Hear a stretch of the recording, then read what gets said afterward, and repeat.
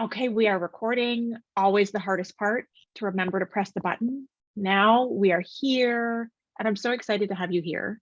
Jenny Smith is with us today, and we're going to chat about a whole bunch of stuff. We're going to chat, I think, initially about, well, I mean, your organization, Ray, but also, how you got to where you are today. And you have so many awards, so many, like you're like a creative guru. You're just we could spend the entire half an hour just listing off your awards and then hang up. And That'd be really boring. that would be the session. That'd be So really like there are boring. that many.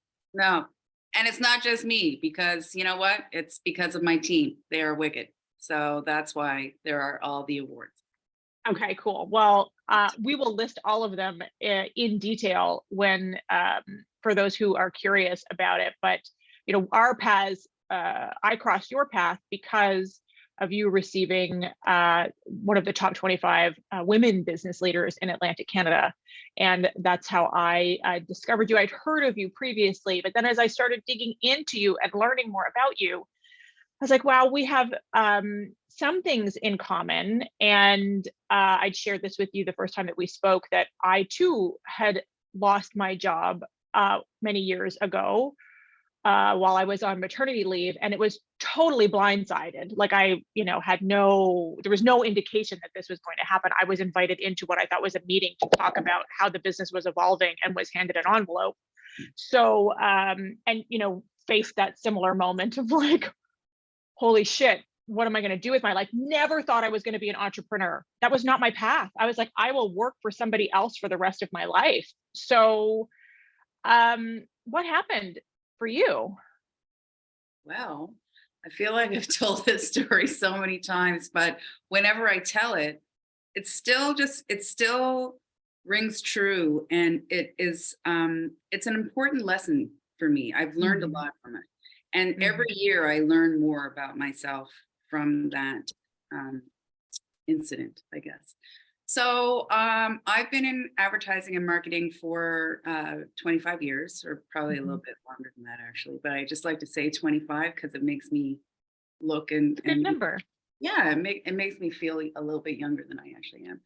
Um, so yeah, and so I had worked in Toronto and then Halifax, and then I moved back home to Newfoundland. I'm from St. John's, Mhm. and I worked at an agency here, and then worked at another agency for quite a long time, for 12 years.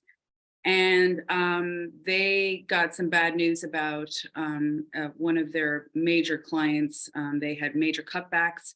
And so I was actually let go in the whole process. Mm. But that was, after, meeting with management and figuring out who else we had to let go and whatever. And then I was let go. So, and it was Mm. a huge shock to me. And I've told everybody this in various speaking engagements and stuff, but I went through various phases. And I was like, the holy shit phase, like, what the hell am I going to do? Right. Mhm. Because we're a two income household, like it's not like, I could just sit back and be like, all right, I'm retiring. Awesome. No, that, that did not happen.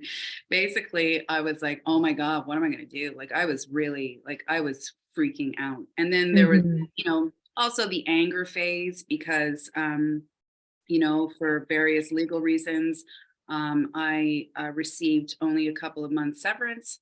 So I Mhm. was like, wow, like, I had worked there for 12 years, was under the impression that I would get more. I didn't. So then I was like, okay, should I take um, offers that I had received from other advertising agencies to work in major centers like Toronto or Montreal or Vancouver? And I thought to myself, why should I uproot my family and move away from my immediate family and my husband's family for a job? Why can't I Mm. just work in Newfoundland, and I love it here, and this is where I'm from? So then I was like, I'm just going to start my own agency. And like, I don't have a business background. I am from Mhm. the creative side of things. So I started my career as a copywriter, a writer in advertising, and worked my way up to creative director. And so I had no idea. Well, sometimes I still don't know what it takes to run a business, but I mean, it was just sort of very exciting to me. I thought, you know what, lots of other people are doing this. Why can't I do it? So, Mhm. and I did it. I just said, okay, I'm starting one. So I called my lawyer and she was all excited and she was like, okay, let's incorporate and do all this stuff. And I was like, great, okay. And so that's what happened. And I just did it and I started it. And this year on July 3rd, we will be celebrating our 10th anniversary. So, Wow. yeah, Congratulations. thank And probably, I totally remember for me the moment where I was standing in my dining room. I was laughing too because you're like, I built it for my kitchen. Mine was my laundry room downstairs, like slash kids playroom. And I remember sitting there on a phone with a friend of mine, uh, making the decision, like I'm actually going to do this. Like I'm going to let that part of me go and do this. And it was like a shedding of an identity. Like I had to cry through it. I had to have some drinks through it. It's you. like walking through a whole new level of risk. I forgot to add that I went through a vodka phase too. I don't know if you, yeah. So, and that was really fun. Actually, it was awesome. Yeah. It got really pathetic. And my mother was like, Jennifer Mary, you got to get your shit together. So I was like, all right, Yeah. I get my shit Yeah. together. Yeah. So I went through a wine phase. My mom was like, there's more to life than the bottom of a wine bottle, Harriet. And I was like, that's true. Good sage advice, mother. Yes. oh yeah, love moms.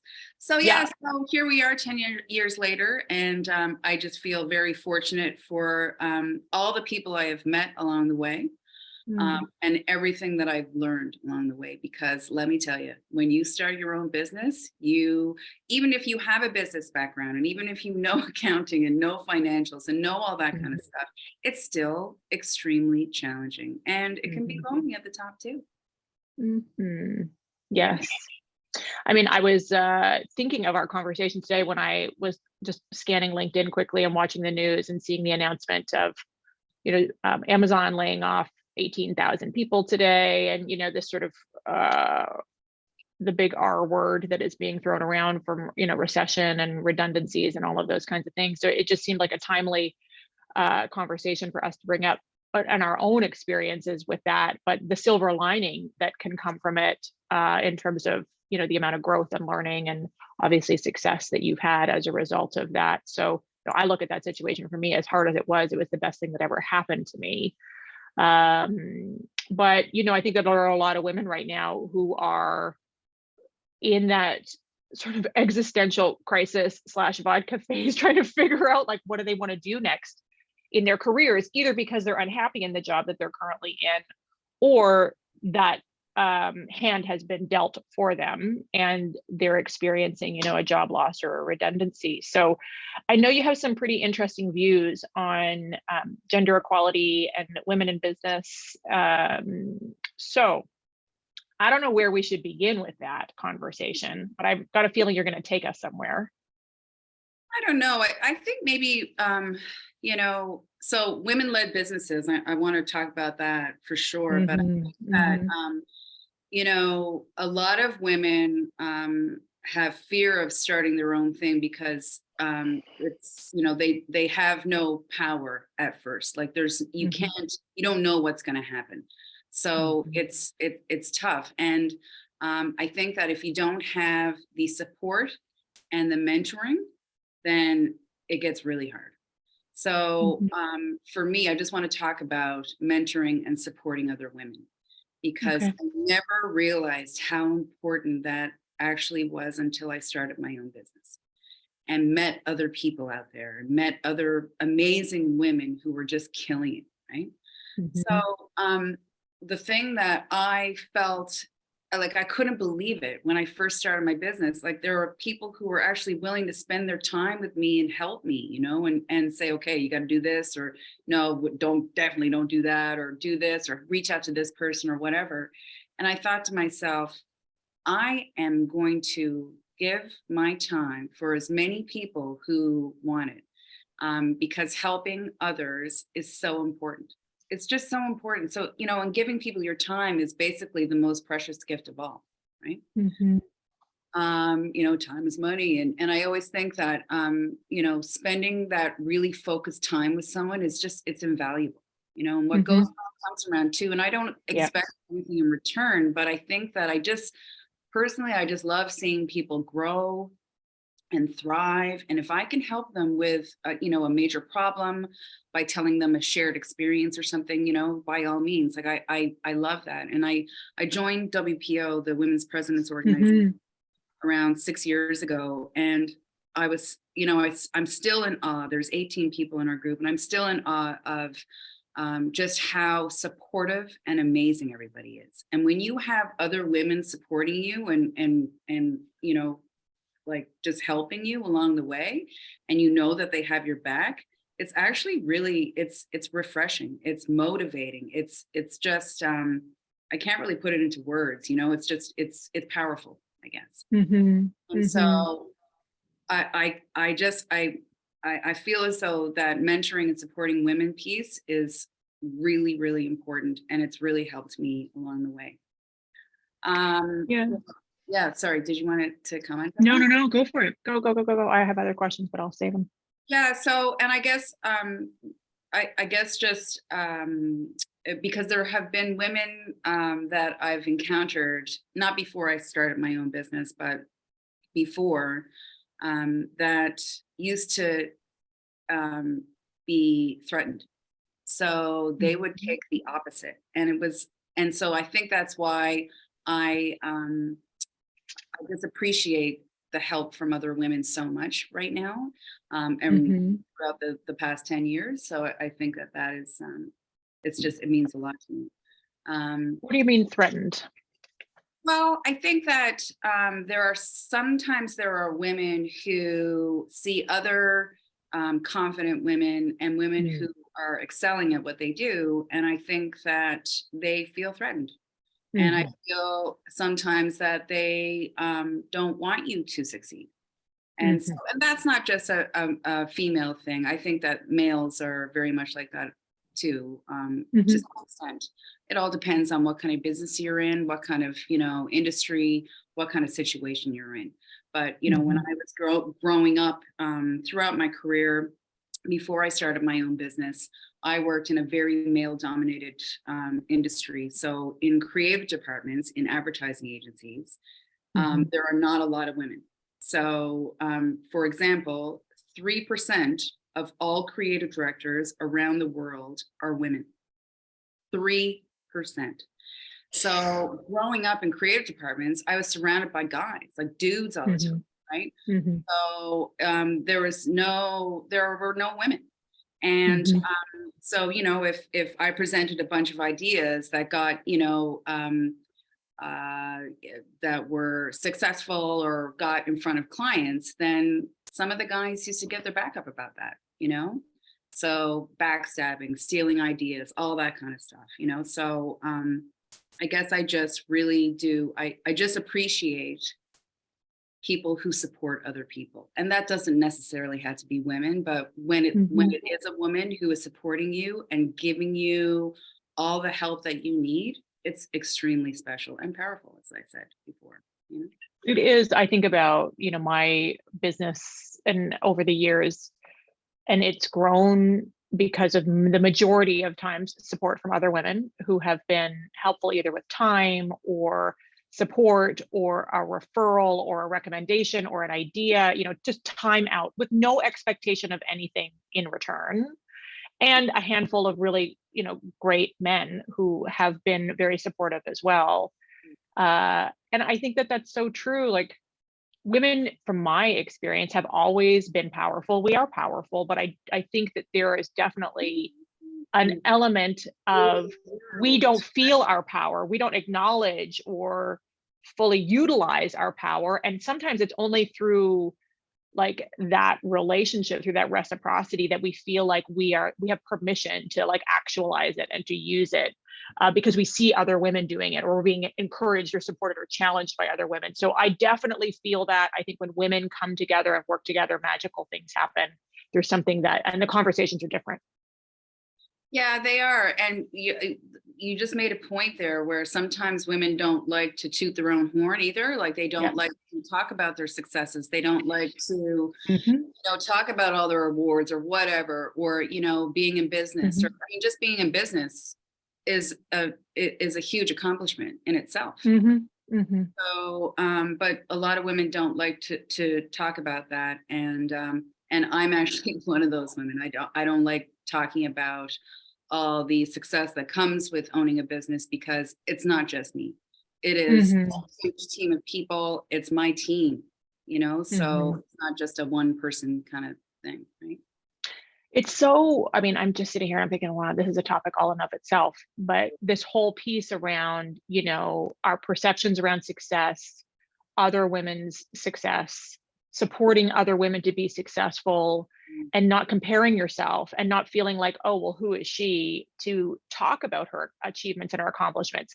It took me a long time to get comfortable doing that. I'm still uncomfortable. But like when somebody gives my bio, I'm like cringing. It's like, whoa, but what's wrong with like being at a party with some women and a casual thing and being able to talk about your success and the women? Wouldn't it be wonderful that the women you were surrounded by actually were comfortable in that space and applauded it, rewarded it, encouraged it, asked how they could help you become even more successful? But I do find that there are definitely certain circles where you feel like you would never want to bring that up because it would make for an icy temperature in the room.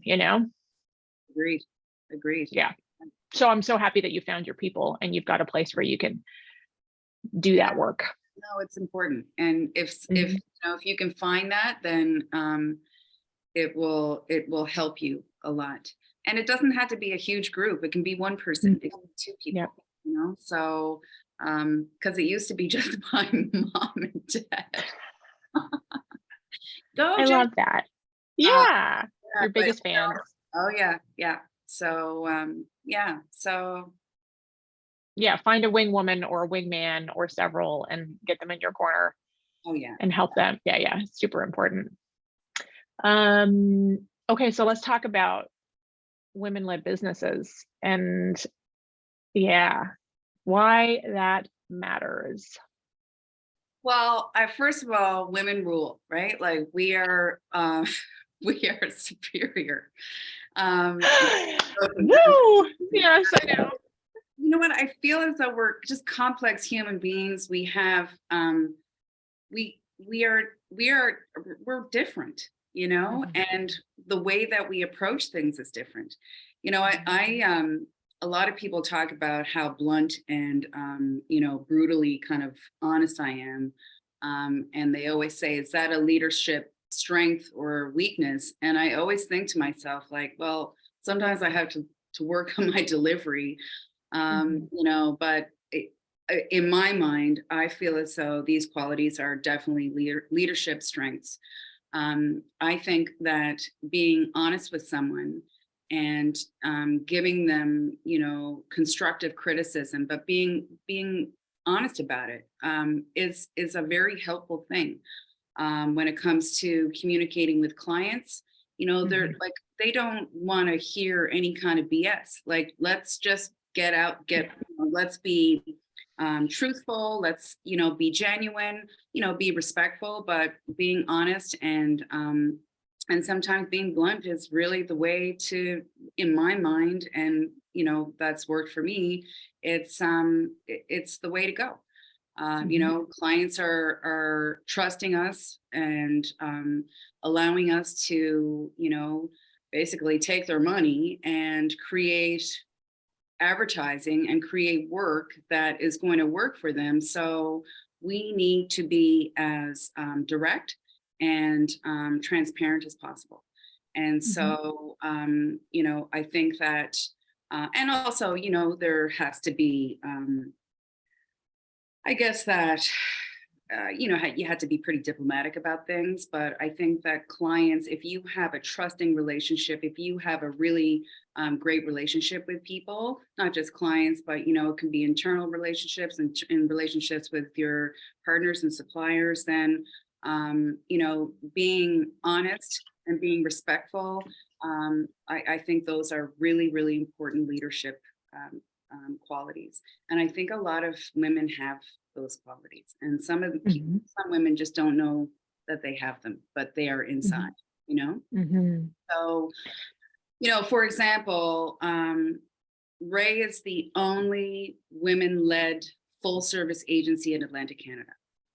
We, Woohoo. yeah, there are other women out there that, may own an agency with their partner or with other people or, several people, but Ray is the only full-service agency that's led by a woman, and also that is creatively led. So Mhm. that means that it's because I come from the creative side of things, I have a different lens. It's not just like numbers, numbers, numbers, bottom line, Right. profit. So it is, that's very important, believe me, because Mhm. you need to operate a successful business. But I see things differently. Like I approach things differently, and also too, like why is that? What are the other reasons why that's important?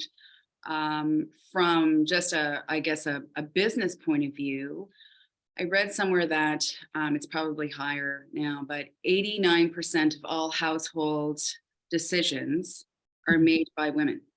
Mhm. And so, if you have a female point of view with when it comes to your creative product and how that's going to sell, then why wouldn't you work with a female, right? Mhm. To help Mhm. you understand why it's important to sell it this way, or to say, to create something around a brand this way. So that's been a very successful thing for us.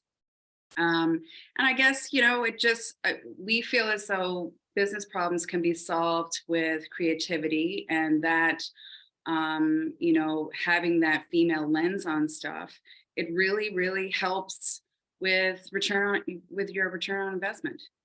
It's Mhm. actual business case, right? So um, Mhm. I think that our clients love it because they get a different type of perspective, and the creative ideas that we present to them, they're just different. Mhm. Not it's all in collaboration, and it's not just a bunch of guys sitting around in a room coming up with ideas. Mhm. It's a lot of very strong, smart, thoughtful, and curious women who are sitting around saying, how do we solve this problem with creativity? And that's what we Mhm. do. That's beautiful. Um, Two things. This piece around voice and honesty, and uh, I think that we have it. I agree with you that we may not be using it. So I will hear this a lot in the work that I do in leadership, working with leaders. People will say to me, I don't have a voice. I hear it like all the time. And I'm like, really? Because I'm hearing it right now. What do you mean you don't have a voice? I'm actually hearing you use words and I'm hearing your voice. So you do have one. I think what you're trying to say to me is that you don't feel safe, comfortable using it, but you do have one. You're not necessarily using it. Um, so I get asked this question a lot. You talked about trust and, like, being able to be brutally honest. I think there's a lot of organizations right now that are suffering from like a culture of terminal niceness, where like everybody's kind of walking around being really nice, like honesty's taking a back seat. We don't have that bluntness that you're seeing your clients are coming to you for, because it's like probably a breath of fresh air, like, thank you, like level with us and tell us what's going on, what needs to change. So people will ask me, well, don't we have to have trust before we can be honest?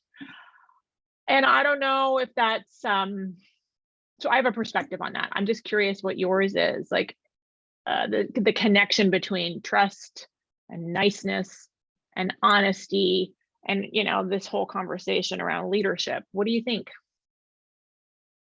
Well, first of all, I think relationships. So it goes back to relationships. I think like relationships are so important. And I always tell my team, like, we're in the relationship business. That's what we're in. Right. We're in the advertising business. We're in the relationship business. So once you have a Mhm. really strong relationship, and you know what, just take your own, like my own, I always think of my own relationship with my husband. And if Mhm. there was no trust there, we wouldn't really have a strong relationship. We wouldn't really have Mhm. a relationship. you know, Mhm. it could be fake kind of relationship, right? Right. Um, Mhm. so, and so once you have that trust, I think trust comes before being, well, I mean, being honest is kind of, it goes hand in hand with trust, right? Mhm. But I think that it took me a really long time. I've always been, so when I was born, I didn't speak till I was 3, right? So Wow. my parents were like, what's wrong with her? Like, what's going on? You know? And I actually didn't even grow any hair until I was 3. So a lot of people thought I was a little I want boy. to see those baby pictures. Yeah. Oh yeah, really.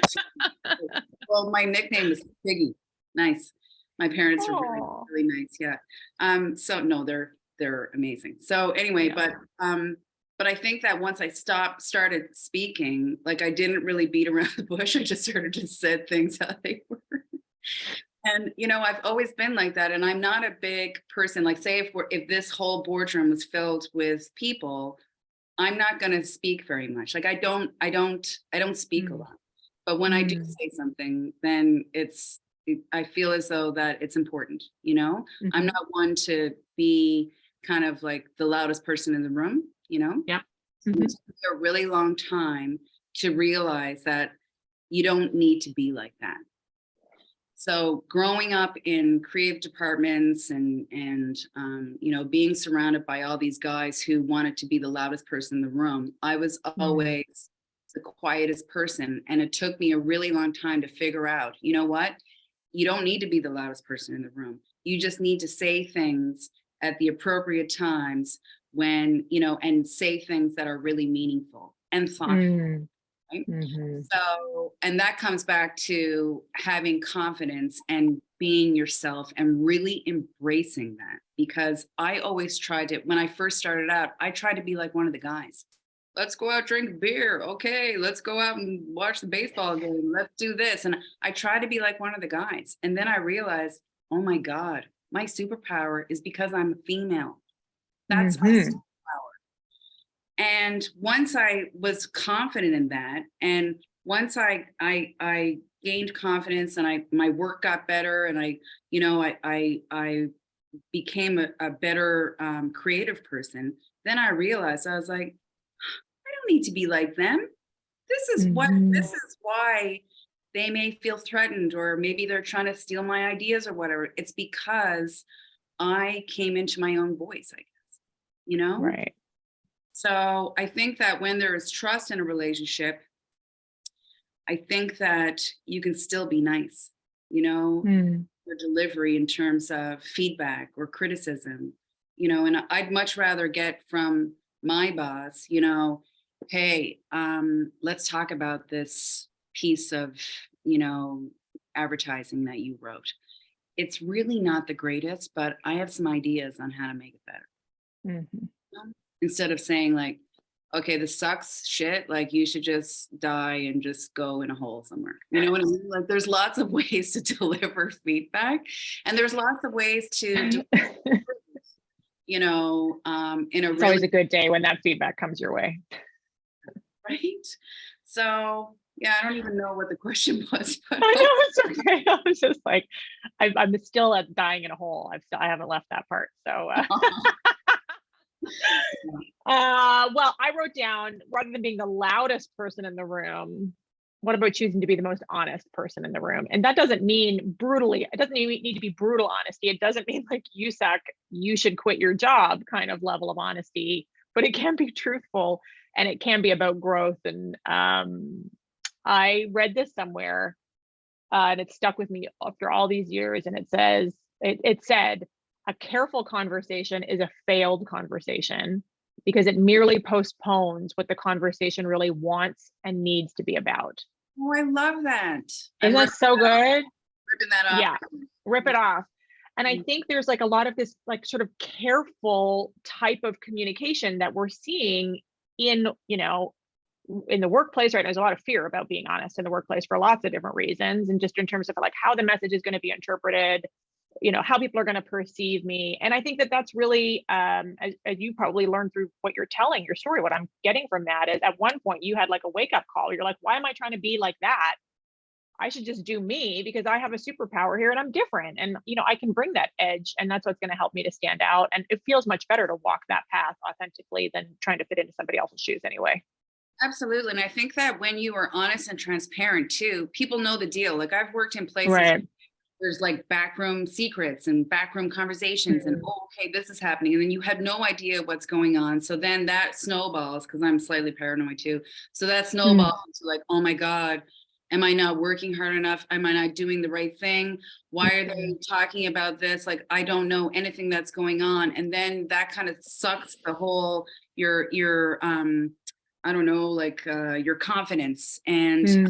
you're like, oh my God, what am I going to do? And why are they doing this? And then you just feel as though like you get wrapped up into this horrible kind of place where you don't trust anybody, and you feel really inadequate. And so Mhm. I think being transparent and honest are great leadership qualities, because people, whether they like it or not, whether they like the feedback or not, at least you're trying to help them.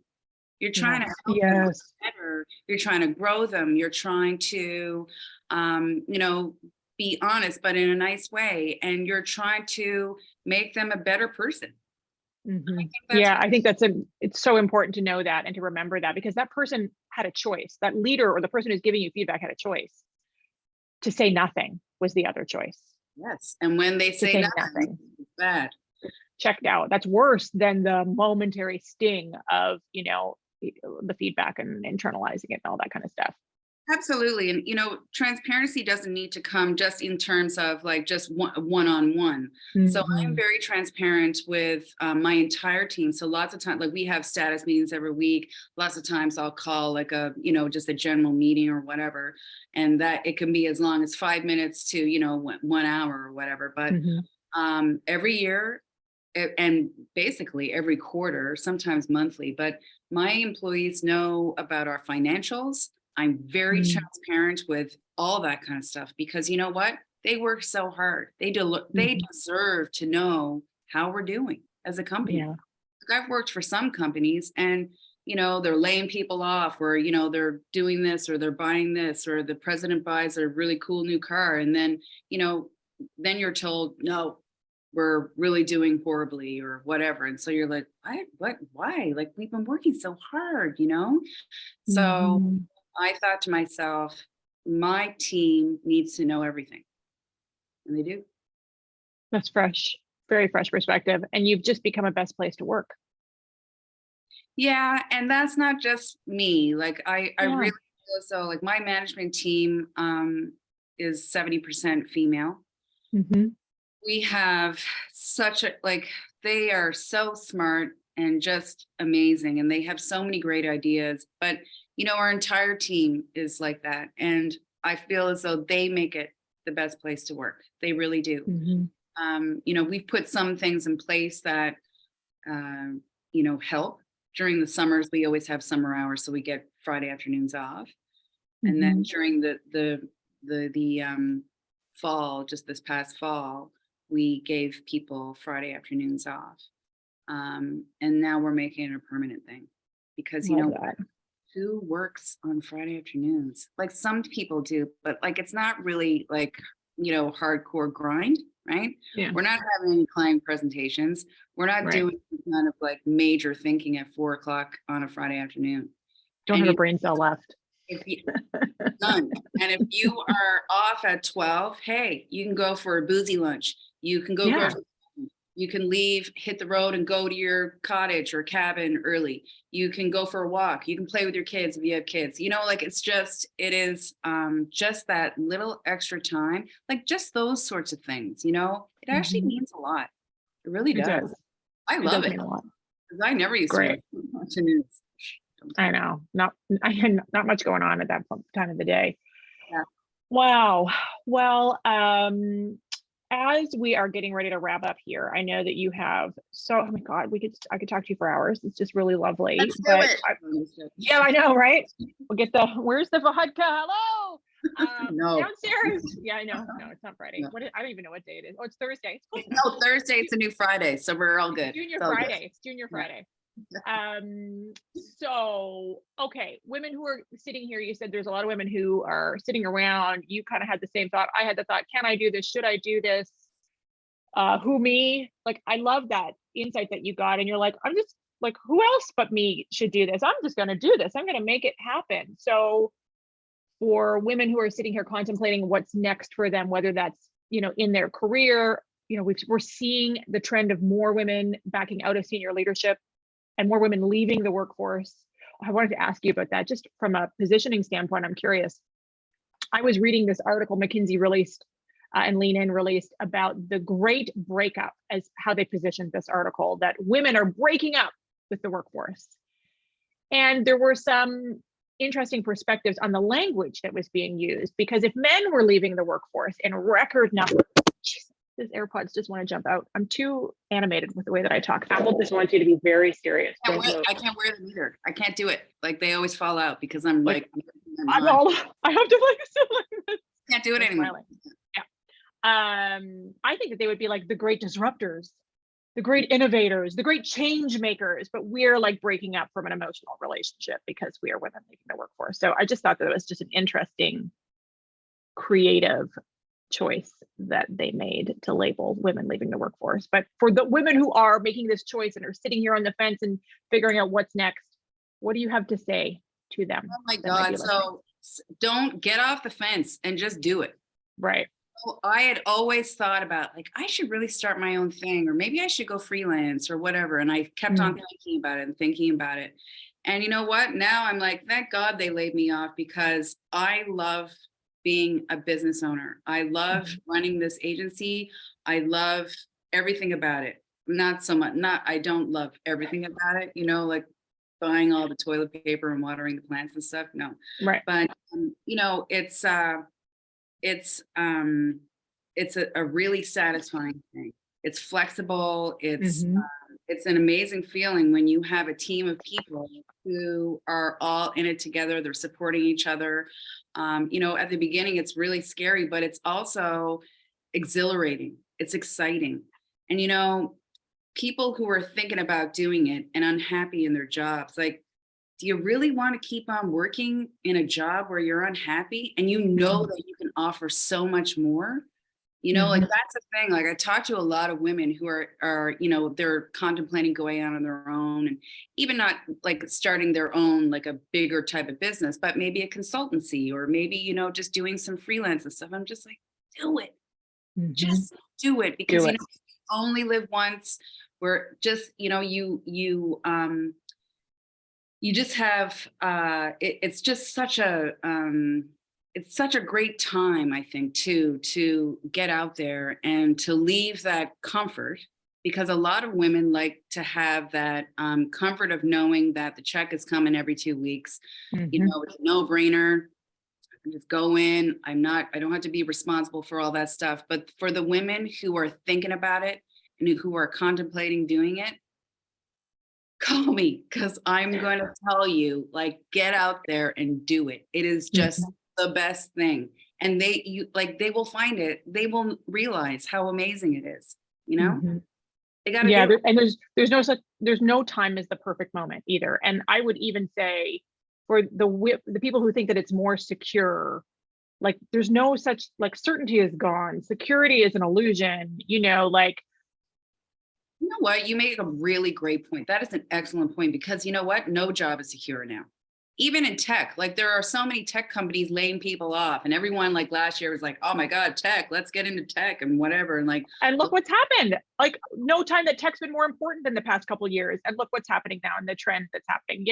Things expand and contract all the time. That's the process, right? And so, yeah, I think if you feel like if you're called to serve and you have an idea and you are like, your fire is lit around an idea, and there's like an impact that you want to make, you want to express yourself in a creative way, and you're feeling stifled in the position or whatever it is that you're currently doing right now, stop that and do the thing that pursue it, and find women. There's tons of women like Jenny, tons of women out there that will give you an ear, give you time, and connect you and help you and resource you so that you can make your dream come to life. Oh my God, totally. And you know what? Even when you're still working for someone else, set up those meetings with all the women. Totally. You know, and then just get that energy from other people. And all of a sudden you're like, oh my God, I'm going to work on my business plan tonight, tomorrow night, this weekend, because I'm going to do this. And then go into your work and say, bye-bye. Yeah. And I will add to that, if for the women who are like, I don't know if being an entrepreneur is my jam, which I can totally relate to that because I never thought that I would be here. Me neither. If corporate is your thing and you want to stick it out, but you're unhappy where you currently are right now, like quietly quitting is not a strategy that is going to lead you to a place of success. You need to figure out how to sit down with your employer and talk to them about what it is that you want to change. You need to figure out how do you redesign. You got to think like a designer, think like a creative, and like get creative with your career. Because I think there's no better time than right now to advocate with employers about what it is that you want, because they're listening in a way that they've never listened before. I think that, you know, take the bull by the horns, get in the driver's seat, if you will, and, you know, don't wait. I love it. Totally agree with you. Amazing. Okay. Well, considering it's Junior Friday, we're done. We're going to take over the world. Okay. That's it.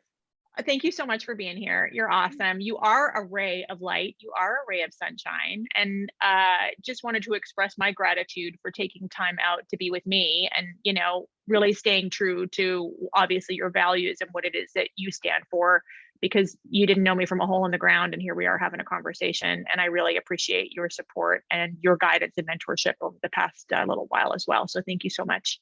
Well, thank you for having me, and best of luck. And you are killing it, and you're amazing. And I love your top, and you look wicked. And, but also, you are doing a really important thing. Thank you. It's really amazing to see all the progress that you've made and all the interviews that you're doing and everything that you're doing for women, because it is so important. So thank you. My pleasure. Take care. I hope we get to see each other in person someday soon. Okay. Yes, we're doing that. Okay, we'll do it. All right. Take care. Thanks so much, Jenny. Bye. Bye.